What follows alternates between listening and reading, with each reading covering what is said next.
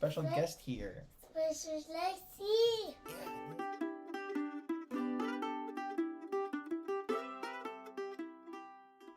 Good morning, everyone, or good evening, wherever you are. Welcome back to the channel. It's been quite some time since I was able to even shoot a video, let alone edit one or post one, because school has been very busy. But here, ito na nga, just wanted to give you some update regarding driving or getting a driver's license here in Calgary, Alberta. So here is my learner's license or GDL7, and just yesterday I finally got my GDL5. I haven't even removed it from the letter from the Alberta government. So here in this video, I'll be sharing with you my experience as an international student to get a driver's license. We have a special guest here. Special Lexi. Yeah, this autumn. Say, driving. Driving. Say, see you soon. See you. See you later. Okay, so you may have noticed we have quite a bit of a new setup here. Kasi we were able to, clean out this, what used to be a storage, we used to storage place in the condo we're renting to be an office space for studying and doing freelance work. But anyway, so as an international student here in Canada, or here in Calgary specifically, you're actually allowed to use your Philippine driver's license.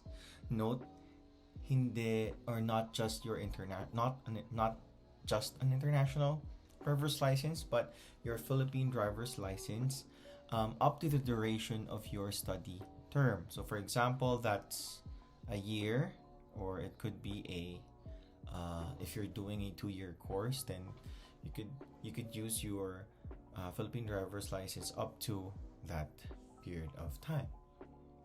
Okay, so Alberta specifically operates on a graduated licensing system, or there's what GDL, I guess, stands for, a graduated driver's license. So you would have your learner's or class 7 license first. That's like the equivalent in the Philippines, that's like the student license. Then your probationary or class 5 GDL license is like a non-pro license, like it. And then the full class 5 license, which is like the professional license equivalent back in the Philippines. So for me, this, no matter how long your driving experience is in other countries, like for me, I was driving for 18 years back in my home country, you still have to go back to the first step, which is getting your learner's license. So how do you do that? First, you go to registry, any license registry here in Calgary. Then you book your knowledge test.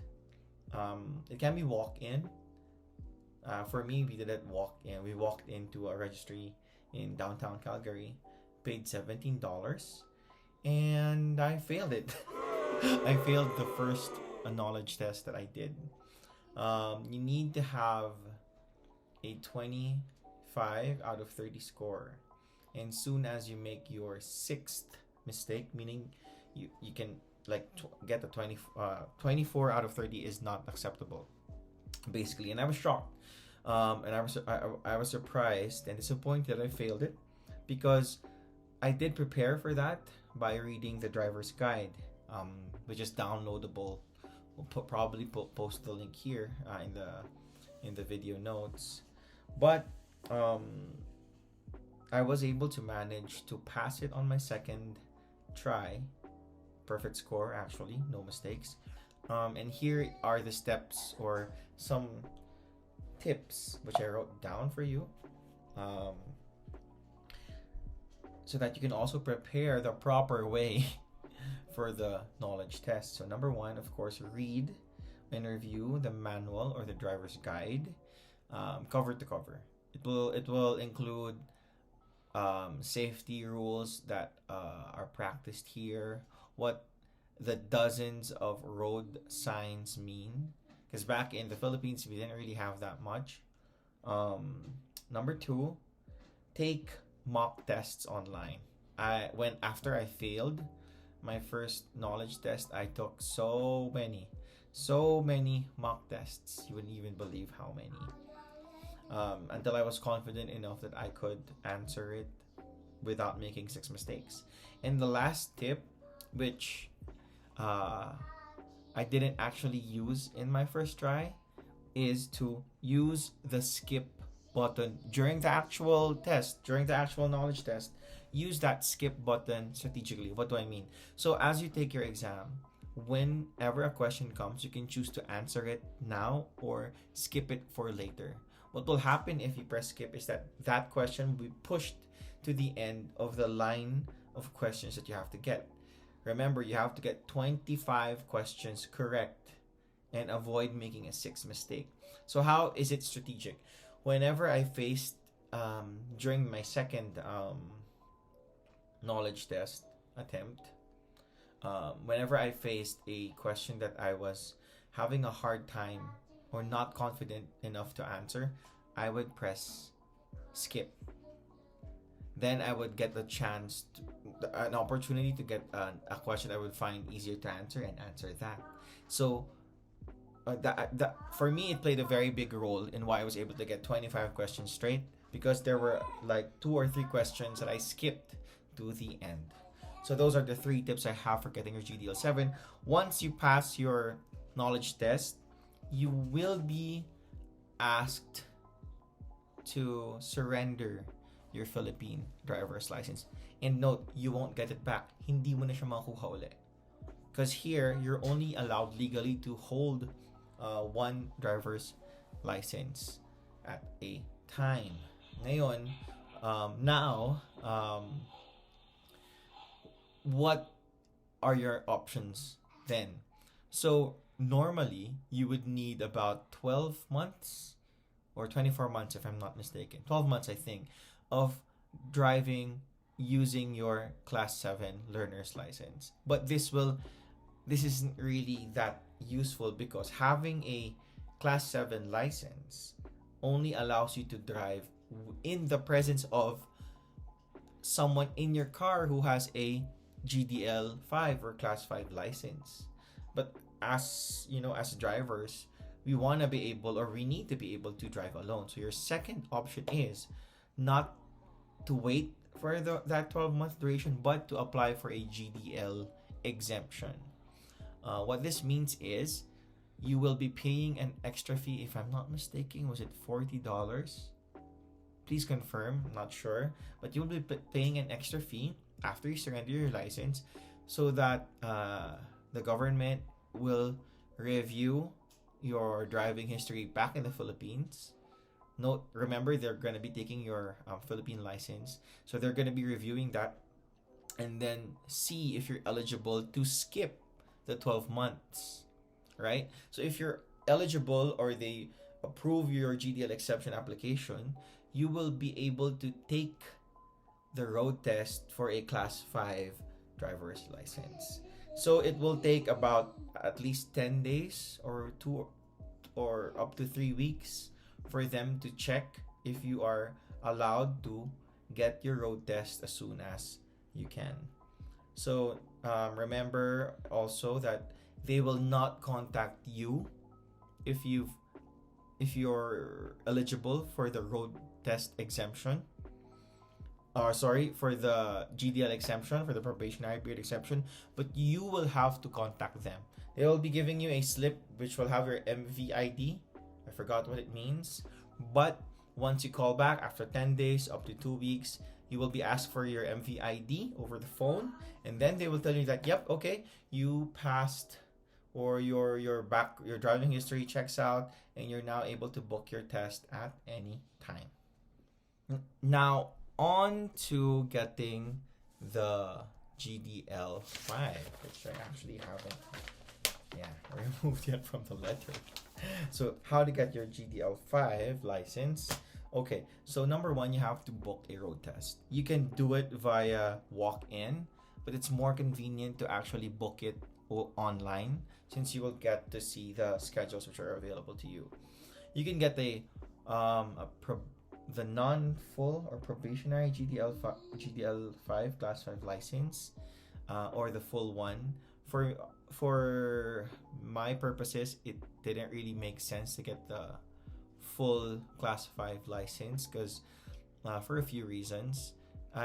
Most of its benefits, as far as I understood it, would be allowing you to drive with a bit of a higher alcohol, I think, presence in your body, but it's never really good to drive under the influence or after you drink anyway. And second, having that full Class 5 license will allow you to teach a Class 7 learner, which isn't really a scenario that I saw myself getting in. And at the same time, there's really quite a difference in the fee that you pay between getting the full GDL 5 and the basic one. Um, so what I booked was the basic road test for about $140 or so. And there's also a difference in the time of the duration of the road test. So doing the basic road test is about 30 minutes. 30 minutes. I don't know how this will appear. 30 or 30. And then the advanced road test for the full Class 5 license will take 1 hour or 60 minutes to complete. And as history repeats itself, I actually failed the first attempt of my road test. And I'll tell you why shortly. And glad to say that I was able to succeed in getting this piece of plastic in the fifth. Sorry. On the second try. Nakagulat naman yun. On the second try, not the fifth. Second try. Now, why did I fail my first attempt? Well, apparently there are auto failures. Okay, auto failures that will disqualify you from the road test, no matter how well you're doing during your road test. What are these auto failures? Okay, I've listed a few for you. And the first one is actually what I committed. Okay, during parallel parking, my tires actually climbed over the curb, and that was my failure. What caused me to fail my first test. They will, after the exam, a few hours after, they will be emailing you your road test results, and that's where I saw that check mark on my climbing the curb thing. So here are other things that you should avoid doing. During a parallel parking, you're only allowed 3 attempts. So in the basic road test, you have 2 parking tests. One is the aforementioned parallel parking. The second is either an uphill or downhill parking.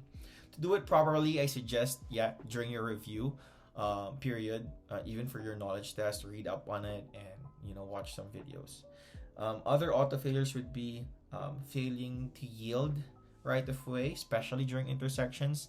They have a different rule in intersections here in Canada versus in the Philippines and probably your home country if you're coming from Asia, like I am. Second would be violating a traffic light, which is pretty common, a common no in every country. Failing to completely stop. Okay, here in Canada there are big signs in red that says stop. You must do a full stop, even if there are no pedestrians, no cars. Doesn't matter. Make that stop. All right. If you don't, you fail. In intersections, also obstructing traffic will cause you to fail the test. And lastly, overspeeding, especially in playground or school zone. So those are like 30. That's the speed limit for those areas. Do not go over it or you will fail. Okay? If you want to have a comprehensive list, you can easily search that or Google that online. But those are the things that you must avoid doing during your basic or advanced road test.